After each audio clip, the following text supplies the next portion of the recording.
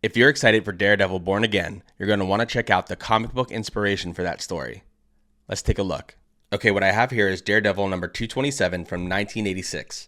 The artist was David Mazzucchelli, and correct me if I just butchered that name, and the writer was the legendary Frank Miller. So right there, you already know this is going to be a great comic book. Frank Miller is one of the greatest to ever do it in comic books, artist or writer, and he has one of the most iconic Daredevil runs of all time. And actually, a lot of people credit Frank Miller's run for turning Daredevil into the character he is today, making him just such a brawler and a gritty and, down to earth kind of character. A lot of that came from what Frank Miller did with the character. This is a key because this is actually Born Again Part 1. Yes, the same Born Again that they're doing in the new streaming Daredevil series on Disney+.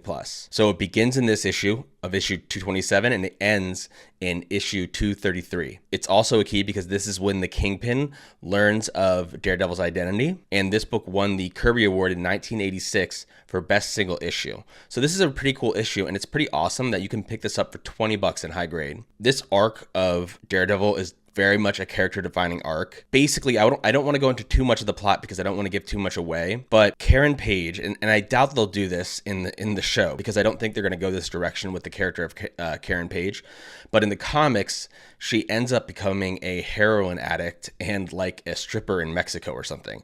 And to get a new supply of her, self-medications, let's call it, she sells out the information that Matt Murdock is Daredevil. Now, eventually that works its way back to the Kingpin, and Kingpin uses that information to systematically destroy Matt Murdock's life, having the IRS freeze his accounts, foreclosing on his apartment. He goes after his law practice by having a police lieutenant lie about him paying off a witness. And on top of all that, his girlfriend leaves him and starts dating Foggy. So as you can tell, Daredevil really goes into a low place in this story, and it's this fight to get out of this like extreme low point in his life that is what drives the story. So I just think this is really cool. It's pretty awesome to have the first issue of Born Again, especially when Born Again is coming out on TV soon. I did also grab this other Daredevil book I have, which is pretty cool because this is the third appearance of Elektra.